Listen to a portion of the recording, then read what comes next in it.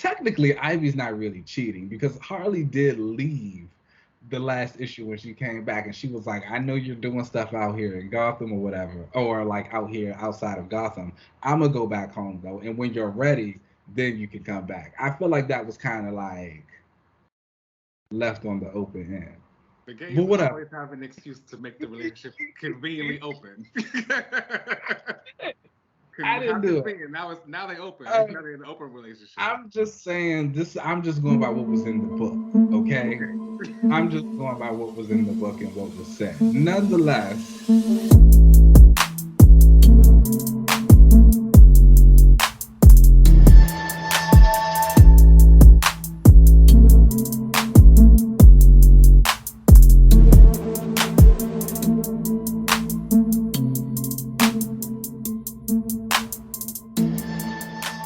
All right, everybody. Welcome back to another episode of Another Relaunch. I am Beatrice DaCosta, aka Fire, DC hero. oh, if I was like Beatrice, Brazilian. she's a hot mother. We Yeah, like you know. sure, I know. her. She's a gal that likes to be gals. You know. I am Megan Gwynn, the fairy fed mutant pixie. Oh, okay. She took that helmet off. I know that's right. She been took the helmet. The helmet was like a one-time thing. You really need to let it go. It was in a mission where they were fighting the Hulk. Of course, she was gonna have on a helmet. She said she wore that helmet all the time because she was gonna fly into stuff. And Well, that also. She was young. She was new. She didn't really know how to go, what to do. It's safety. It's something. She looked a little. But we moved past that. She's grown. She can fly. She be flying down, zipping, zigzagging, sticking them with a knife. It's hot. Shout out to Magic for teaching her that teleportation spell. But she already had her own magic abilities. That's why Magic picked her. She's part fae. Her mom's a fairy. Her magic abilities of like getting people on drugs. That's her mutant power. And having people rolling. Like, let's get that. This is her magic potential. Like, Oh, okay. Maybe that's where she can learn some new stuff from. Okay. She actually can mutant magic. It's here. Oh. Yes. How are you doing, Boo? I'm doing good. What did I do this week? I can't think of anything I did this week, honestly. I don't think it was spectacular, but it was fine. It was like the weather was really nice here in DC. It was like hot. It's been really interesting. We had like a 60-degree winter and we're having like a 90-degree spring. So I'm really excited to get to our 120-degree summer. The weather has been really wild. It was like raining here, but now it's finally cracking like 70 degrees consistently. I can drop back down to 60s next week. I don't know. We had one of those too. Like after our first 90-degree day, I think the next day it was like 53 degrees. Yeah. And now it's back up to like 70. So it's cool. I've been wearing shorts. I've been working on my legs, so I've been getting to show my thighs off. Right. I kind of have been contemplating a thigh tattoo. I really want one. Oh my god. I just don't know what I want. I feel like the thigh tattoo is something that has to be like, I'm not really a believer in that your tattoos have to mean something and be special. Like if you just want to get like a cartoon character or like a car or something, whatever, get it. But I feel like I would show mine off a lot. So I do want it to be something that's like, oh, what is that? Like my moth and the moon that I have. I like really like that. I was born under a full moon and I really like moths. So it's like, that's really cool. I didn't know that. Yeah, that's why it's all connected. Okay, yes. Got layers, you know? Okay. It's giving magic again. Magic because the moths that there's theories about them in the moonlight. It was a whole thing. The tattoo artist and I talked about it. It was great. He was really good. He is a white man with dreads, so that was interesting. Whoa. He was really good at his job. And he also like he was really into comic books as well because me and him, we were talking, I was potentially thinking about getting a Betsy tattoo. And he was like, oh yeah, I know Psylocke. I know the psychic knife. And then I was like, okay. I was like, period. Okay. She's famous though. It is. How are you? I'm good. I've, it's finally breaking. Like I said, the weather's getting a little better. Getting outside a little bit. Mostly just like my head low, relaxing. You got to get ready for the summer. It's right around. I'm ready for the summer, yes. And that's when the people are going to be outside. We've been getting a little taste of it now, but I think it's going to be a good one. I don't know. People are feeling good. Yeah, I'm ready to be hot this summer. Yeah. That's what I'm looking forward to. But anyway, let's go ahead and get to the updates of the week. We got some really fun trailers this week, starting with Secret Invasion. And we already talked about that Secret Invasion was going to be debuting June 21st. And now we got a additional trailer that dropped. And I have to say, it looks pretty good. Like, espionage fans, y'all may have gotten away with this one. It looks pretty good. Go ahead. No, I'm just saying we typically do. Like the Winter Soldier stuff was really good. I personally liked Falcon and Winter Soldier the show. That world is like it's hot.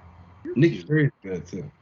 Nick Fury is good, and we see in this trailer that Nick Fury is back on Earth. He's older. He's not wearing the eye patch anymore, and basically the Skrulls are infiltrating. We learned that there was a faction of Skrulls who basically are like, they're taking too long to help us, so we're gonna take this on by ourselves. And they've been like infiltrating specific members of society, big name people. We see the director of MI6, which will be interesting. I wonder if we'll start to get some Blade news from there or any other characters related to that world. We also see Emilia Clarke. And she is playing the character Gia or Gaia. I think it might be Gaia. I don't know, but either way, she is basically the older. She's not Abigail Brand like everybody thought. However, I wonder if they're just gonna give Abigail Brand her story, because previously there was that leak where the GIF was posted by a Marvel official, and a part of the tags for it, it said #Abigail Brand, which started making me think that this girl, Gaia, is a Skrull. She is the grown-up version of the Skrull we met in Captain Marvel that was like friends with Monica towards the end, and the daughter of I forget his name. The main Skrull. Talos, yes, the daughter of Talos. And it made me think that I wonder if they are going to say that she is just Brand, like one of her personalities, or her human form or something is Brand. They just made Brand a Skrull. I can see that. I can see that. Yeah, that will be easy for them. That's what I was wondering, especially with the fact that I think that they have been working on Sword this entire time. I think we saw at the end in one of the teasers that Nick Fury was up in space and he had a bunch of Skrulls like working on this ship. It looks like they were already starting Sword. We know Monica was a part of Sword, so I wouldn't be surprised if they were like just made her a Skrull instead of a mutant like she is currently. You give a little, you take a little. We got Kamala. They'll take away Brand. Listen, I'm not mad at it. Y'all already know how I feel about it. There's only room for one green-haired girl. That is true. We will support that. Although I don't know, I like Brand. Well, of course you do. No, I don't know. That's just me though. I think she's fine. She's Maria Hill, but mutant. Yeah. And she's actually a little bit nastier than Maria. I think Maria is one of those people where like she has the good of the people, and so she's still gonna try and do that. Brand is one of those people where it's like she does the good of the world, and so for her, the world is more expendable than anybody. Right. Her scale is larger. Yeah.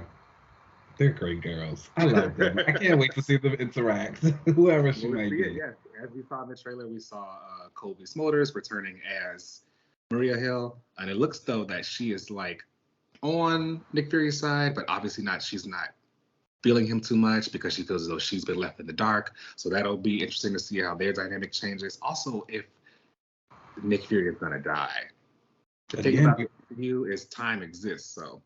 That is the thing. And remember, I was saying that last week. And Nick Fury, he's kind of getting up there to that point where he's been in a lot of movies. It might be time for him to go. Are we going to get that Nick Fury Jr. storyline now?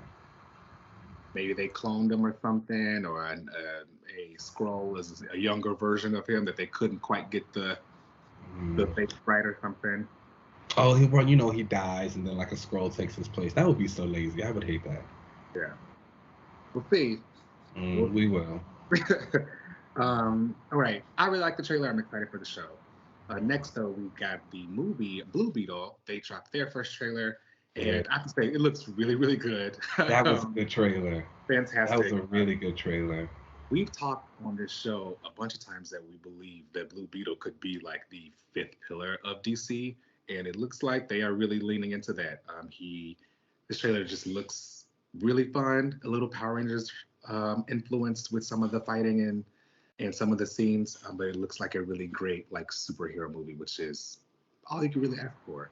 You hit all the aspects. It's like you said, that Power Rangers influence, that obviously Spider-Man influence, the family aspect, the you know, he's a Latino hero, so that's going to be a big deal for a lot of people. It looks good, and I know this movie kind of went through a back and forth with whether it was going to be a movie, then it was going to be an HBO Max original, then they went back to a movie, and I'm glad they're keeping it on the big screen because I feel like it's going to be one of those things that, like, just, you know, I hate to agree with the Hollywood elite, but some things you got to see in the theater.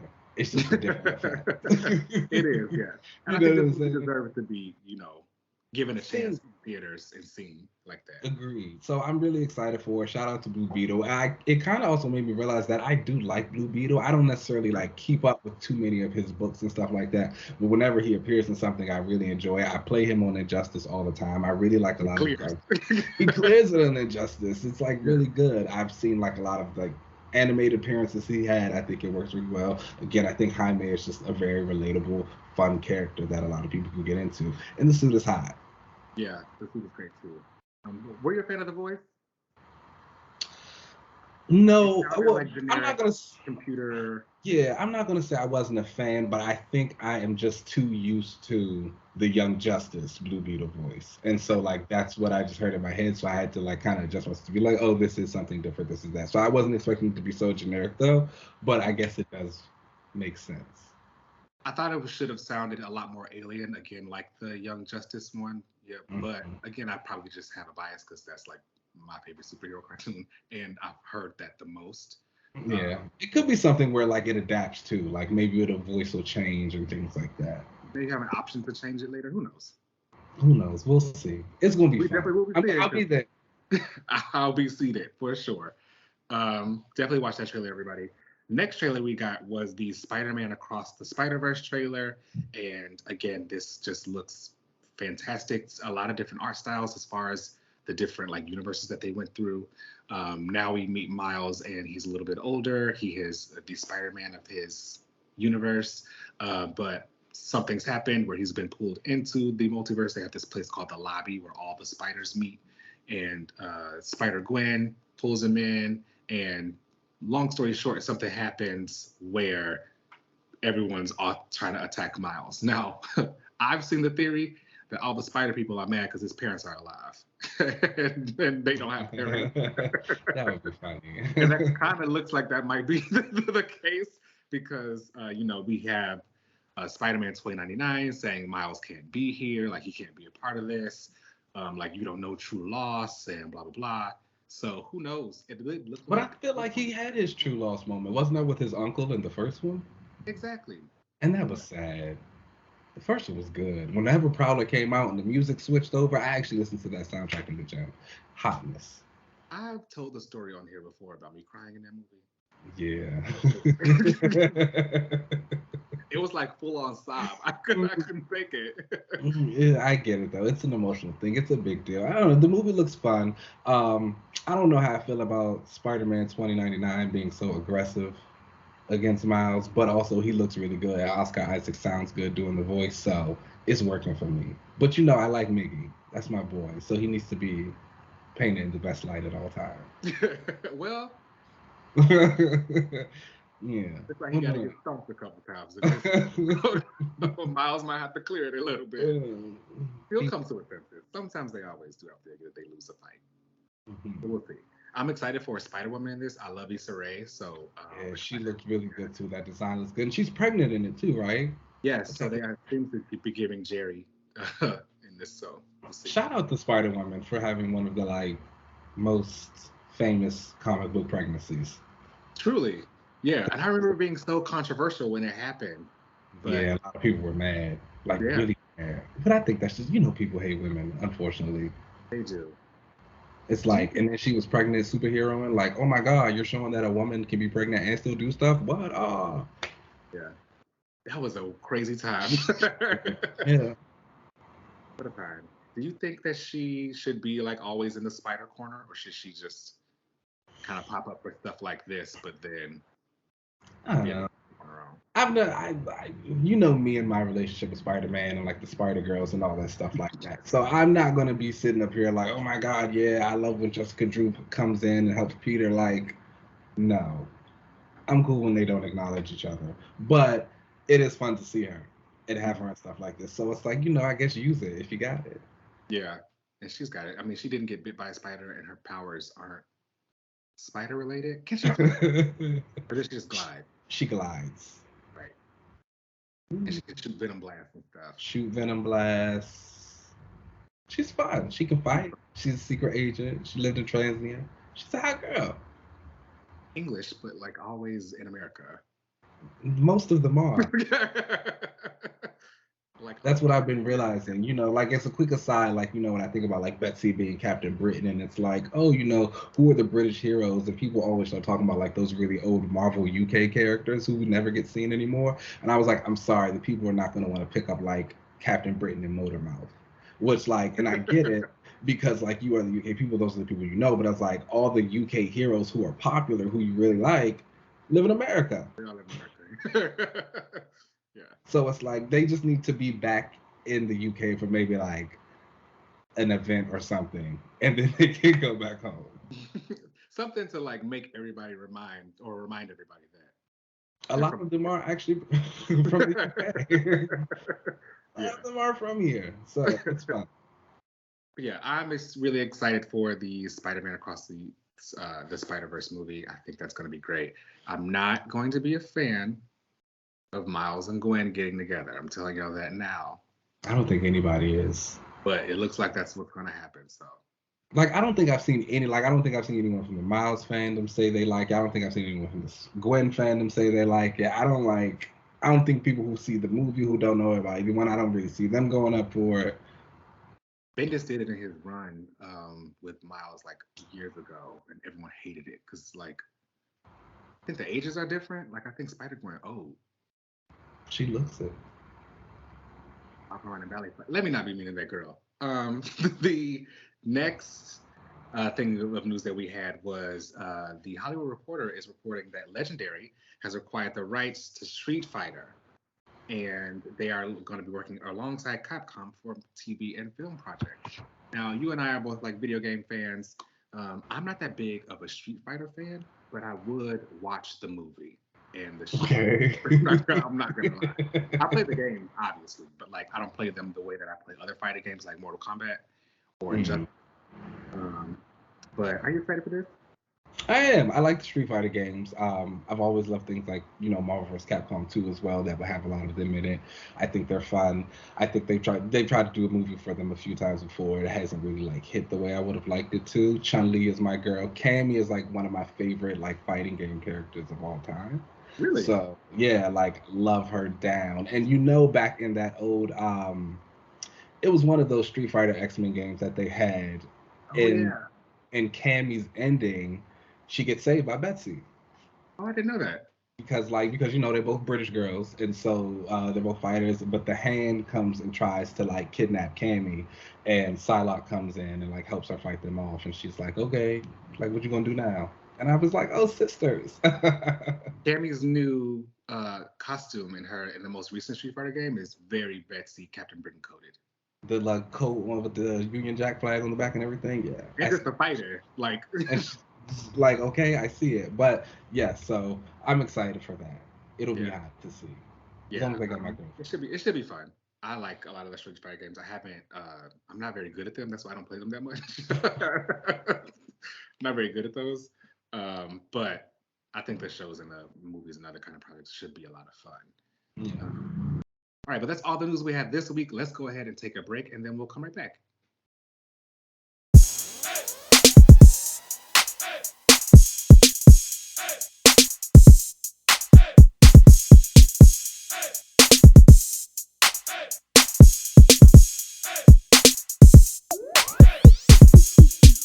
It was a good issue though. The art is looking great. I see the panel people post. The art is carrying. Yeah. But nonetheless, welcome back everyone for another comics week. Now I actually had a very small pull list. I only had 2 books this week. Then I'm going to talk about both of them. I did want to make some mentions of some other things that came out that I talked to a few people about. I know they're excited for it. Immortal X-Men #3 came out. That's kind of finishing off that part for the Sins of Sinister event. You should actually go back and like maybe pick this up. I heard it was an Exodus focused issue. Anyway, #2 also came out. That's continuing the story of Rogue and Gambit, the Lovebirds. Apparently, they're going through some issues.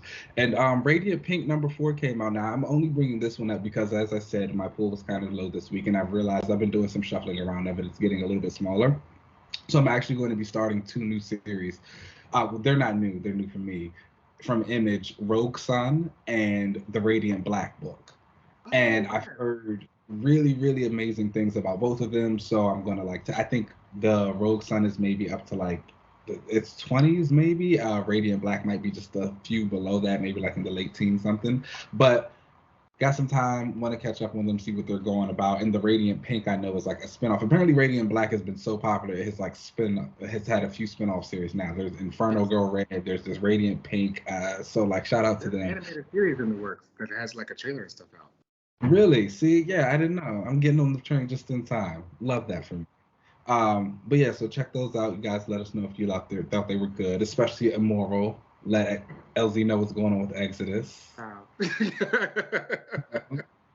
Let me know. It's good to know. And getting into our main books of the week, the first one was Scarlet Witch #4, and that comes from Steve Orlando and Sarah Pichelli. Now, I've been kind of up and down on this series. I'm not going to lie to you. I don't necessarily think Wanda needs a solo. I don't really think she has like the personality to maintain it. But I do really enjoy this book. The art is beautiful. Obviously, Wanda's using like big powers every now and again. And more so the art is really just like really fun to look at. But in the last issue, Cynthia came in. She showed up to Wanda's shop, causing some destruction. She was looking for Darcy Lewis, the girl who works for Wanda, and we come to find out that apparently Darcy. So Cynthia is actually Hippolyta. Okay. Yeah, from like the Amazons of Marvel. And she talks about how when she founded the Amazon, she came back years later and she founded this new group called the Bachai. I think that's how you say it. I've actually seen these women pop up once before. They were in Claremont's Uncanny X-Men issues 450 and 451. I will never forget because I was reading it, and this was the issue where the team was going to find X-23 because she had been like killing people. She was accused of killing people. And so they were investigating and they went to this club and they see there were these women who were in this armor and they got high ponytails and they got these guns and it's silver. And I remember looking and reading the pages. I was like, who is this? And so like the X-Men end up fighting them and then I've never seen them again. So here, like Cynthia talks about how she created this group and like we see them in their suits. We see the one with the high pony. They looking good. It's magical. It's mystical. It's technological. It's fun. But she talks about how Darcy actually killed one of them. And as a result of that, she got to kill her. Like it's a blood oath. That's what it is. Like, you know. So Scarlet Witch is telling her, no, I'm obviously not going to let you do that. A fight ensues. It's not really a fight. It's more so like her beating Wanda up. She's not. She's punching her in her face. She's knocking her down with like a fire hydrant. Wanda obviously does some stuff. She drops her shop on her. She like has this little rope thing. She chokes Wanda up. She falls down to the ground. She just tear her up. And so Wanda's but like, you know, there's too many variables. There's all these people around. Da da da da da. I'm just going to send you away. And so she sent her out of the city limits and she blocks her out so she can't get back in. She talks to Darcy. Darcy is like, yes, I did kill her, but it was self-defense. I was investigating this group because they were doing bad things and I thought I could put a stop to it. Wanda's like, you did it in self-defense. I'm here. It's cool. We're together. Because, you know, Wanda be killing people too. Right. But nonetheless, speaking of her murderer to murderer. they saw each other.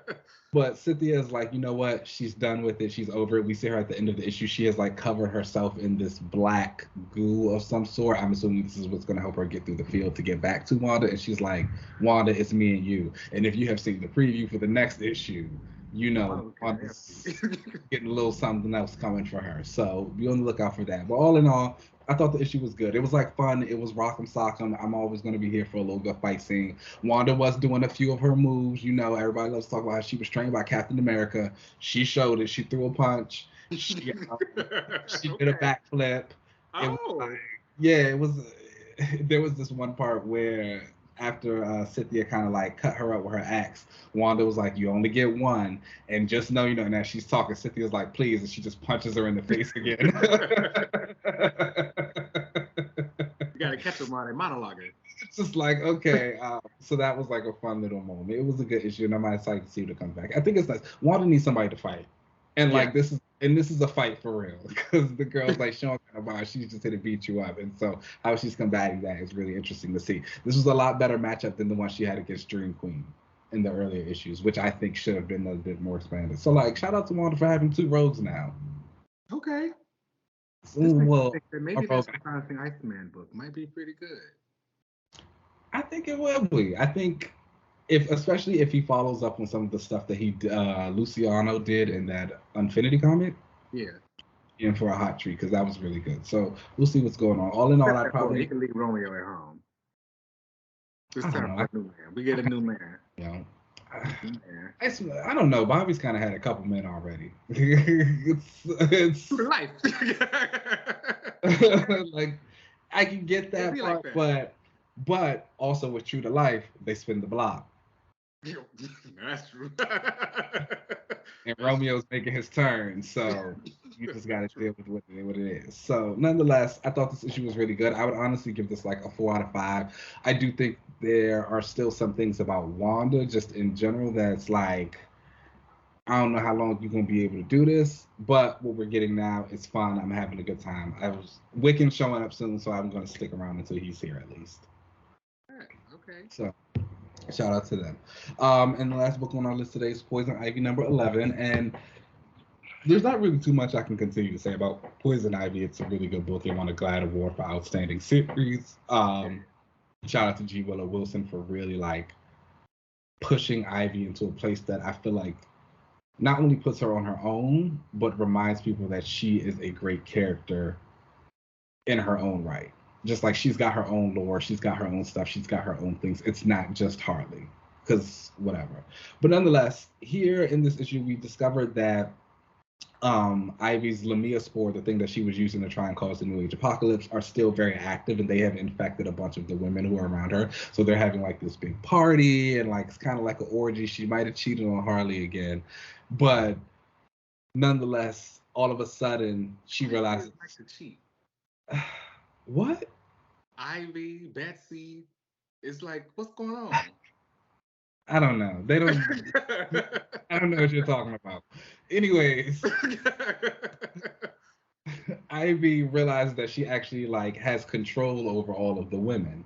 And so with that, she's like, okay, let's go like cause some ruckus. So she goes to kind of stop these trucker guys who are doing some illegal stuff. The guys are like, we don't actually care about y'all. So they go to like run them down in their big 16-wheeler truck. But Ivy discovers that whatever connection she has had to like the green and the Lamia spores and all of that stuff has manifested in a way that she can now travel through like the fungal cords of the world. So she's like able to she gets all the girls down to the ground, and then they like sprout back up, and they start to kind of come to, and they realize what's happening. The girl who Ivy is hanging out with, who is the girl who she's hanging out with, she's kind of like, did you do this? What happened? Ivy's telling her, this is who I am. I'm a bad person. The girl's like, you're not a bad person. You were a bad person, but like you're not anymore. Like, you just got to remember that. So she's trying to help her through that. Technically, Ivy's not really cheating, because Harley did leave the last issue when she came back, and she was like, I know you're doing stuff out here in Gotham or whatever, or like out here outside of Gotham. I'm gonna go back home though, and when you're ready, then you can come back. I feel like that was kind of like left on the open end. The gays But whatever. always have an excuse to make the relationship conveniently open. I didn't do it. Now they open. Now they're in an open relationship. I'm just saying this. I'm just going by what was in the book. Okay. I'm just going by what was in the book and what was said. Nonetheless, they find out that it's one of the other women's fault that like these sports have even come back into contact. Ivy kind of like goes off on her. The girl's like, you know, I didn't really realize what I was doing. I just wanted to help, blah, blah, blah. Next thing you know, she starts like exploding and like this big plant monster thing starts kind of like coming out of her body due to the spores because of whatever's infected her. And now we're going to see what's going on in the next issue. Really great stuff. Really great continuous just like character work. There's a nice mix of action in it that comes in the way Marcio Takar is like one of my favorite comic book artists of all time. I feel like I've said that him and Ryan Sook, top two.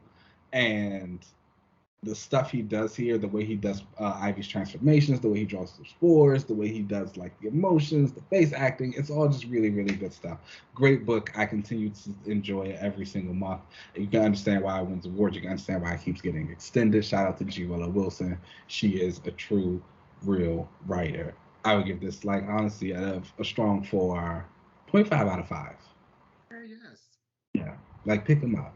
Scarlet Witch, I watched the 50.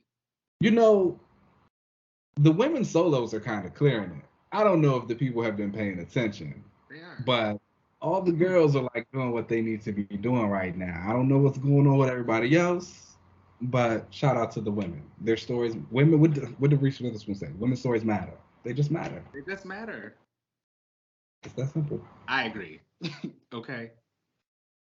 All right, y'all. That brings us over into the AR Club for the week. And this week we read issues 6 through 10 of Avengers Arena.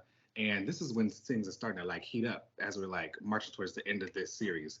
Now, some people had died in the last issue. And this one, I think in the last issue, Deathlock had like shot the Aqua girl, Nara, shot her off this cliff. And like now everybody's like separated and things are starting to heat up. In issue 6, we see the Atlantean girl like she's kind of showing her like kind of sinister side, like she's kind of like, you know, I'm down to make it happen. Sure, though. Another one that you like, who's cheating?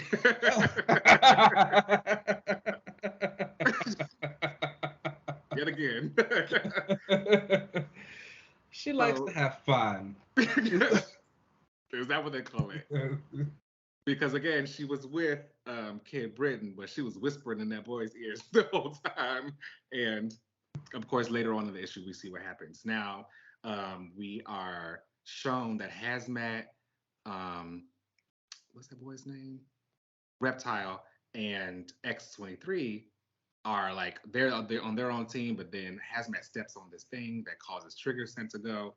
And you know, I remember reading this back then, and when they had like showed us the whole roster, I was like, oh well, Laura's gonna win this. No one's clearing Wolverine here. That makes sense. She's gonna take down all of them. But I did appreciate the use of the Trigger Scent in this to like give a reason for her winning everything, or you know. Otherwise, going crazy and like fighting, because why else would she have been doing it? Exactly. And if she did do it, nobody's winning. That I think somebody would have taken her down, but whatever. Who? Can't say Nico. We feel what happened to her later.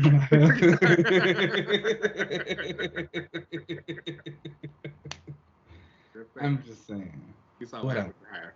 But anyway, she gets hit by the Trigger Scent, and we know that like that causes Laura to go into like a berserk rage, and she can't control herself. She just kills everything around her. And Reptile and Hazmat try to get away. Hazmat almost lost her leg, and they try to get away. They end up falling on a beach side, going over to Safe Zone 3, as they said, because Arcade has like set up all these safe zones for the kids or whatever. It's a really wild game. Although I remember talking to a friend, this is a side note, that said that they would love to see like a Murder World movie, like when that X-Men mission when they went Oh to my Arcade. God, I would love that. Wouldn't that be Absolutely. dope? But Yes. I love arcade though, so Yeah. I'm really and I'm also into like I like the Saw movies, Mm-hmm. the The collectors, game. things like that. The kind of games that are strategic. I love horror movies, and I really like things that play on that psychological thriller aspect because I don't know. I like to see people fight for their life. Like, yes, I'm going to survive. That sounds bad, but it's like I don't mean to say it in the sense of like, oh, I want to put these people in like horrible situations and make them fight for their life. But it's like, no, these people who find themselves in situations are like, no, bitch, I'm not dying here. Like, you're Yeah. not killing me. It's that simple. Like, I'm going to survive. I'm going to win. One of my favorite movies of all time is The Strangers. It's like super scary that this home invasion type of thing happens. But like once they start realizing it's happening, he goes against his gun. They're like got their own plan. You know what I'm saying? They're like, you're not gonna take me out. So I really respect that. Okay, you like them when if they have no choice but to act because their back is against the wall. Yeah, like I don't want to wake up chained up to 15 other people and then like all the people are like, oh, I don't want to do anything. They just said, no, we're gonna die. Figure this Get your out. ass up. Yeah, those are great. I like the games. Like I love the games. Yeah. Like obviously one of my favorite events was Avengers No Surrender. So I like when like something comes in that's like y'all are all in this contest, fight each other. You have no choice but to fight each other. So figure it out. Um, so we see that the reptile and them are in the safe zone. The all the UK people are having the whole fight. They like aren't getting along at all. Then boom, Kid Britain get his head chopped off by anachronism, which was wild. Like Deserved. yes, he was being very mean to that guy, and he was choosing sides. He picked Katie instead of Nara. The winning team. I don't know. Both queens though. So. That's right. That's right. We don't have to put queens against each other. Um, Next issue 7, was more of like a background issue. We get more stuff about Arcade. Again, this was written by Dennis Hopeless. The art changed, however, this was by Alessandro Vitti. And this was like more of like a introspective look into Arcade. We see in the past how like he has a new assistant, Coriander is her name, and he got rid of Miss Locke because he tried to kill her. Because every year on his birthday, he has his assistant try to kill him. And I guess Miss Locke got too close one time and he accidentally killed her. But he has his new assistant try to kill him. We see over his old like casino place, like all the other villains are there. I love Taskmaster being like, y'all try these little quiches? They look really good. That was cute. He's great. And basically Arcade is like the laughing stock of all the other villains. Everyone's at this place like hanging out and they're watching old footage of the Arcade losing and getting his ass beat by Captain America. And he just doesn't. Which is so crazy when you think about it, because it's like all of you have been beaten up by Captain America. Right. Right. I feel like they think they are better than him because, they've got abilities and he just has a lot of money. Which we find out he got a lot of money because his dad had a lot of money. And his dad wasn't going to leave him in the inheritance, so he killed him.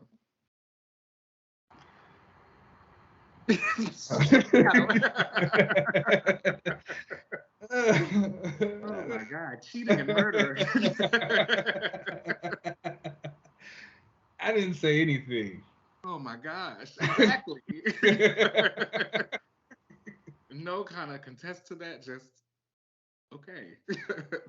Like, why would you later out of the inheritance? He's a nasty little boy. He probably was like, you should work and get your own money. No, that's not how generational wealth works. I'm not going to. Now the dad's dead. Whenever I see like rich people talk about like, oh, I'm never going to leave my kids money because I want them to know the benefit of hard work. No, you're going to a home because you're clearly. Yeah, and we're just gonna say that was just like a lapse in judgment for someone who's now in a home. Don't worry about it. Conservatorship. Thank you. Exactly. But Constrictor ends up coming up to Arcade in this and like beating his ass, which was interesting because he was like, "You embarrassed me before at that party." Arcade does get the last laugh because this giant hammer comes down and smacks him, which I thought was really funny because Arcade was like, I forgot I set that up there until right now when I needed it. Again, Arcade can be a fun villain, I think, for like stuff like this. Again, I need to read that Murder World mini that Jim Zub wrote. I read the Moon Knight one, and I remember liking it. Okay. Is it like a Murder World where he's bringing people into something? Or did I read the Wolverine one? I guess I can look. Wolverine did have one. I actually think they like promoted it as X-Men, and it was just. Well. Yeah. Oh, okay. It was the Moon Knight one. It was good. I liked it. Okay. I need to check those out because again, I do like him as a villain and something for everybody to kind of like fight in his little. Again, he gives it's one of those things where it's like, you're gonna have a fun like arc of just mayhem and chaos, and the heroes trying to like figure out their way. He's always good to come in for something like that. I think he's really fun. This was ground and she had to take that cape off, but did she like pick the lock of the room and went up? That was dope. Yeah, the girls, he used to put them through it. Yeah, I was like, she's not gonna make it. she can't breathe underwater. Anyway, all right, move on to issue 8. This issue we see that there was that like giant sentinel. One of the guys there, name is Justin. He's got this sentinel that he rebuilt, but like took the programming out of it, so it's just like a giant robot now. But again, it's still a sentinel. So Laura sees it and she's like, oh no, I'm not feeling this at all. But she senses that someone's in there. She finds Justin. They like kind of have this like, we are off in this world together. Everybody's killing each other. Let's kind of work together. But in true fashion, later we see him being a man. He turns on her and tries to kill everybody around. It's him being a man for me. I mean, am I wrong? No. Also, we see that the Katie Brashear is also Tim, because her and her brother. It's always a man named Tim. It's always a man. See? So, Katie and her brother were like basically spliced together because their parents are super geniuses and they tried to make some like superhuman thing, but they got them, and they both like possess the same body. And when they swap, they can see everything that's happening, but they can't like act or whatever and controlling. Katie is very mean, I guess, and she used to like act out. They have technopathic powers. She would like blow stuff up in their house. She hated the parents, and she hated Tim because Tim didn't also hate the parents. He wanted to like just be a kid. And she was like, no. Be happy in life. Yeah. She didn't want that. She said, you need to fight like I do. So later we see that Tim tells the team that it was all Katie's fault, who like been being really mean to everyone. Death Locket backs him up, and she's like, yes, everyone, like, this is Tim. He's good. Katie was the one that was like turning everybody against each other. Were you feeling any of these characters like that? Were you wanting to see more of them at this point? Oh yeah, I love them all. Really, especially the Braddock Academy kids were like really moving me. I was really into Hazmat at the time. Nara was the doll. I felt like I really enjoyed the twist with like Tim and Katie. I wasn't expecting it. It really took me in. But you think about like movies that kind of do stuff like that with the inverse. So I thought that was interesting to see. It was cool. This was a really good series. Yeah. And like going back, I will say I think I have a greater appreciation for Reptile. Because I was reading that Infinity comic with him and like his cousin Ava, the Queen of Magic, and kind of seeing him there and like going back to this and just like getting all that character journey together. It was like really cool to see. I was like, look at him. So later we see that Katie ends up taking back over, and she ends up like killing Justin. So he's dead and gone. She can also, I guess, control Death Locket because she's a technopath. So was previously kind of using Death Locket as like her little puppet. Yeah. Now we've seen that the next issue, in issue 10, final issue up from the club, This one was where things got wild to me because it opens up and Nico is like missing an arm. I remember, like, before you even get to the issue, I'll just never forget, like, when the preview for this comic dropped, and it was just her missing an arm. Man, people were going crazy. 'Cause people love Nico. She is the doll. I get it. They were good. They were like, nah, this isn't it. And like they were already apprehensive because a lot of people weren't into the idea of you putting all these teen heroes in this book and them getting killed. And then Nico and Chase were in it, and they're like the runaways, and you're like, what? And then you see her arm miss. It's like, what? It was like, yeah. It was hype. I liked the hype. It was hype. That was a moment. That was a real moment for the girls. We were into it. I loved it. Hype. I'm also wasn't too mad about them making Chase a Darkhawk. I mean, it's basically just an upgrade from his like little hand blaster thing. It's Darkhawk, whatever. Right. That's what I mean. Might as well give it to somebody. So I wasn't too mad about him getting like an upgrade with that. But we later find out that Nico lost her arm, and that the Sentinel Nico had basically. I'm sorry, X-23, the trigger scent had reacted within her. She ended up catching up with Katie Bashir, but like Katie's got that Sentinel that she can control after she killed Justin, and she uses that to kind of like fight a Wolverine to kind of get it away from her. Then the entire team kind of meets up, and everybody's just like fighting. Nico tried to use her magic powers to lock down the Sentinel. Deathlock is like just being a useless little girl and like kind of running around. Nico tries to get everybody back out. This is the moment where we see her get her arm chopped off because again, Wolverine was like, oh, I'm sorry, no, Darkhawk shot her arm off, and it was because he was being controlled by Katie. So, boom, she lost her arm. It was drama. That's what we were living for. Like, this is what we were reading it at the time. I'm reading it again and just kind of like, damn, that looked like it hurt.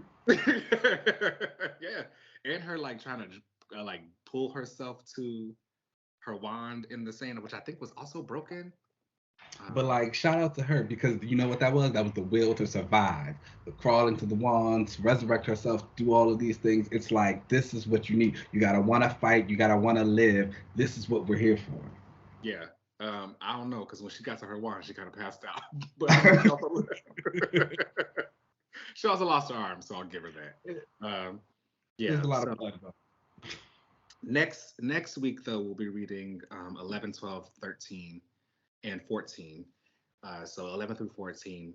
But I really liked this section that we had. The beginning was kind of fun, meeting everybody, but this was where it was starting to get really like, yeah, y'all really don't have no choice. You got to start killing each other because you're on this island. To the end, baby. You got to get free.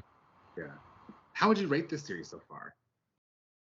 Like, if you out of 5. Right, I would give it like, I would keep it at a solid like 3 out of 5 right now. I think there's a lot of good stuff. There's a lot of interesting, maybe even like a 3.5, because I think they do a really good job at introducing you to the characters. Even some of these ones who we see very briefly that die, like you feel for them. You get a little bit of them. Quick Kid Britain, he was a nasty little boy, but like he was interesting to see. And it's like, I still think about him to this day, and that design that looked really hot, that flaming sword. I was like, yeah, this is all cool. So I think this series does a really good job at making you care about the characters, and that's something that we always look for. Yeah, especially with characters who you just met. So like, you really don't have to care about them, but the way that it's written, you really do start to feel for them. Yeah. I was still shocked when Metal died in that first issue, but Britain as well. That was a big one. Yeah. All right, y'all. Well, that brings us to let's go ahead and take a break, and we'll come right back. Ooh.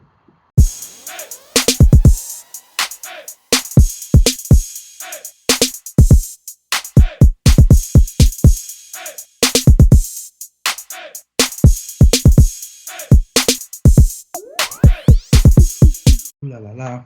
All right, everybody, welcome back to your favorite part of the show, the relaunch section. And it is my week, and I have a very exciting one. It is the character who I am this week, Miss Megan Gwen Pixie.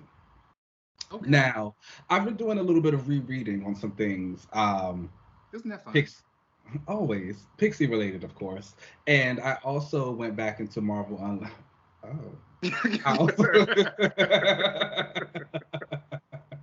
I also went back into Marvel Unlimited and I've been catching up on Legion of X. They've got it up to like issue 8 or something like that now, I believe it was.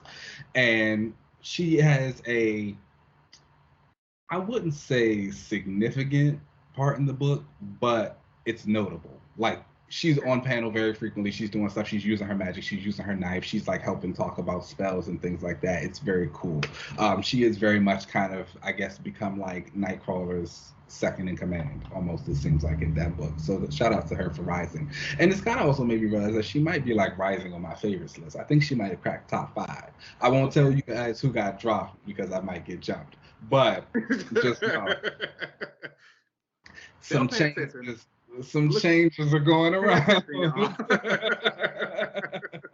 When he talks about his faves, you can kind of figure out which one got the drop. So nonetheless, as I was going back and like looking at Pixie stuff, I remembered her solo series or her mini series, Pixie Strikes Back. In this, they just revealed that her dad was this bad guy, X-Men villain, mastermind, and that her mom was the fairy, and that the mastermind sisters are actually her half sisters. And so that kind of introduced that. I would like to bring back the Pixie Strikes Back name. And I kind of did like a tweet that was half of a joke about this. I want to kind of make Pixie like the John Wick of the magical world. And in that is where the Pixie Strikes Back comes in. Now, I hate to say it, but something bad's got to happen to the doll. Maybe they kill her mom or something like that. You know, that always sends the girls on a path of revenge. And with this, it like sends Pixie down into the magical underworld. Take out one of her sisters and they go to hell. Or take out one of her sisters. No, I kind of want the sisters to be there though. I would like. And then you gotta save the other one. They come together. I went on 3. Okay. I like Regan and I like Martinique, and I don't know, Pixie being their sister is weird, but it's fun, and it's fun. It's a lot of fun. I would just like to see more of that, and then they all have some type of like illusionary aspect to their power, so I think that would be cool to see. In this relaunch though, she does recruit the sisters to help her on this mission. So they like kind of are infiltrating like magical underworld type of stuff. She's going through, as we see in Legion of X, Pixie is very much given action girl. She is like jumping on people. She's stabbing them in the eye. She's like, yo, nicked boyo. She's like teleporting around. So it's like we're going to see a lot of that. She's talking about magic and like what it does and how it goes. So she'll kind of go through that to find out like what happened to her mom, who killed her, or whoever kills whoever. And it should be her mom, because no shade to the mom. The moms do tend to die a lot in these stories. And that's like Pixie's dad is already dead, so it's like, who else you gonna do? Well, her stepdad, I guess her real dad is actually still alive, but they're not taking him off the board. But nonetheless, this is Pixie Strikes Back. It's kind of like her John Wick thing. She's going in there. Of course, by the end of it, she will have her like come to Jesus moment. She's not like a killer. She's not going to go too far down that path. They will pull her back. You can maybe even have like some stuff with Martinique and Regan kind of being like, we're the bad girls. We do all this stuff. You, our sister, we're going to look out for you a little bit, and we're not going to let you go that far down the path. But just to get her in there, and then Pixie Strikes Back being that title. And then, obviously, if things continue on and something else resurfaces, we can get Pixie Strikes Back 2, 3, 4, 5. This is her lane. This is her sequel. This is her brand. That's the relaunch. Okay, I like it. I'm into it because I think I give Pixie a hard time, and I do think that magic made her relevant. Like that teleportation and that like little knife she got, it's hot for her. She would have. The knife is great, and like we will give Magic her props. Thank you for that. That was a nice thing. But I do think Pixie is one of those characters where she kind of would have been popular anyway. I've always said, and I'll say it again now, I think there are 5 new X-Men girls that have what it takes to really make it. They gonna jump you if you don't got the right ones. That's fine. They can try. I know. Those girls are Pixie, Dust, Mercury, Surge, and Wind Dancer. And I think those 5 girls all have the combination of like a dynamic power set. Outside of Sophia, they all have something like interesting about their visual that sets them apart from everyone else. And they all have like some type of tragic backstory, interesting personality mix that like helps propel them before a lot of their peers, as opposed to just like, yes, we're all mutants, but they came from happy adjusted families. That's great. Those characters don't tend to really like go too far. You know, Pixie, her dad died in the mines, and she was like, when Fraction brought her in, she got jumped, and all of that stuff happened with her. Dust, you know, lost her mom in the refugee camps in the war. Mercury, her parents disowned her. Wind Dancer, her mom died. As we said, that's what happened. Surge, you know, her family cast her out. She was homeless. And again, they just have all of that stuff going for them. So I've always said, like, those are the ones who can really go somewhere. And for the most part, I think they've all been fairly successful in their comic book careers, except for Surge. I don't know. She keeps, like, missing the mark. I don't know what's going on with that, but hopefully they fix her soon. In the War College. That's not a plus. But that's it. That's the relaunch of the week. Pixie Strikes Back, John Wick style, Jane Wick style, I guess. Okay. Nash using her powers, getting more into the magic world, fighting some demons, learning some more about herself, get more into her aspect of like, you know, her mom's now dead. Now she has to actually find out like what her mom was about and like why she didn't know, and kind of like get to that as well. And just get some character stuff in there. That's always needed. Do you think every mutant character should question now if they should resurrect any of their dead relatives, since they can now resurrect mutants and humans? No. But Fall of X is coming, so we'll see if resurrection's even still a thing. They might have an opportunity to even make that choice. Right. They may want to go hug their loved ones now because Fall of X is coming. There she is. All right, y'all. Well, that brings us to the end of the show. Please make sure you rate and subscribe us wherever you get your podcast. You can find us on Twitter and Instagram at Another Relaunch. You can watch us on YouTube at Another Relaunch TV. You can find me, or you can email us to at anotherrelaunch@gmail.com. You can find me on most social media platforms at UncannyLZ. Keenan, where can they find you? You guys know you can find me on Twitter and Instagram at Keenan Lance. As always, there's an underscore at the end. All right, y'all. Let's get up out of here and we'll catch you next week. Peace.